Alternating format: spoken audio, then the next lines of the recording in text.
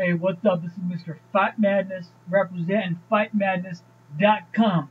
So this video is basically about UFC 151 being canceled because Jon Jones decides that he doesn't want to fight Chael Sonnen after Dan Henderson, pulls out of the fight due to a knee injury.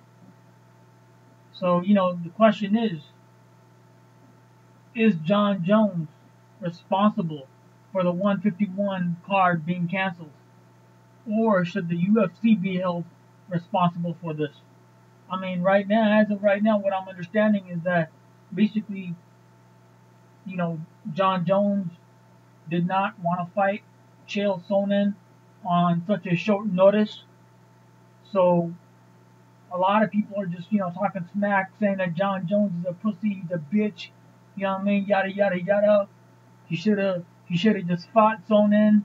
Most people, I mean, you would have to be mentally retarded to think that Chael Sonnen could beat, Jon Jones. But why Jon Jones would not take the fight is beyond my comprehension. So, do I blame Jon Jones? You know what? Honestly, I don't, because even though I, as a fan, and you as a fan, may not want to have seen the UFC 151 get canceled because Jones decides not to take the fight with Chael, the fact is that he still got to look out for his best interest. And in his best interest, maybe he thought that he should not take the fucking fight. I don't know. That's what, thing is, that's his choice. And he made that choice. But the fact is, the people that are really responsible for this is, you know what, Dana White, you're fucking responsible for this. You know what I'm saying? You guys need to make backup plans in case, things like this happen. You guys also need to make sure that you guys put this on the fighters' contracts, that in case the opponent gets injured and we have a replacement, you can't back out of the fucking fight.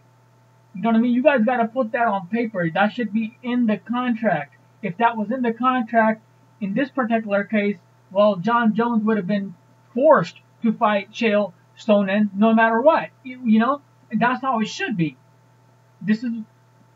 So at the end of the day, this comes down to Dana White and the fucking UFC. Basically, they fucked up, and now they're just trying to blame him.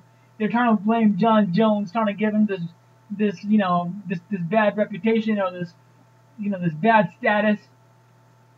I mean, honestly, like I said, is Jon Jones a pussy? I don't think so. Is he a bitch? I don't think so. He could probably beat the shit out of me. I'm not even I don't even do mixed martial arts. I mean, I used to, but anyway, that's a different story. I am still Mr. Fight Madness. You know what I mean? Oh, nigga. So, yeah, anyways, as far as the other fighters that were on the card and did not get paid, tough luck. In life, nothing is guaranteed. You gotta always have backup plans. There's no such thing as absolute in anything in life. Nothing is guaranteed.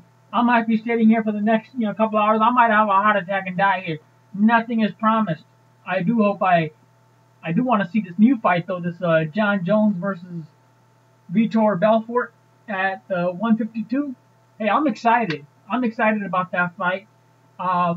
Even though I don't know, I don't really like the matchup. I honestly don't really see too many people beating Jon Jones right now. I mean, Dan Henderson being an exception.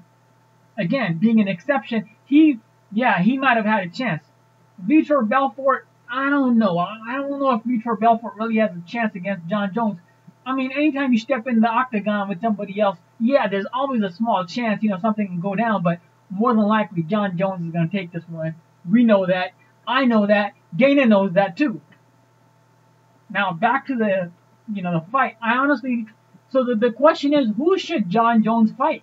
Who is a good opponent? And the only name that really comes up is Anderson Silva. I think that would be a fabulous fight. That would be the fight of the century. Fight of the century. That would be the fucking, the fight of the fights. They should tell, they should have Jon Jones and Anderson Silva meet up at 205. I know Anderson probably walks around at like 230 when he's not, when he's just, hanging out, when he's not training for a fight. He probably weighs about 230, 240. I've seen him.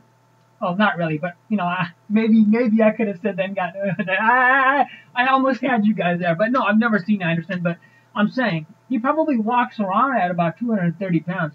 So if Anderson and Jones went at it at 205, amazing fight, amazing fight. What I think would probably happen, I don't know, but it would be a really good fight. As far as Belfort having a chance, I just don't see it. I think he's going to get taken down, grounded and pounded. And if it stays standing, Jones has a really, long reach. He's just going to jab away and just, catch him with some elbows and knees. It's not a good fight, guys. It's not a good fight. Now, Machida would have been a better fight. I got a question. Why did Machida pull out of this fight? I don't know. I guess I'm going to have to go read what's going on with that. But this is Mr. Fight Madness. For more information, check out fightmadness.com. Representing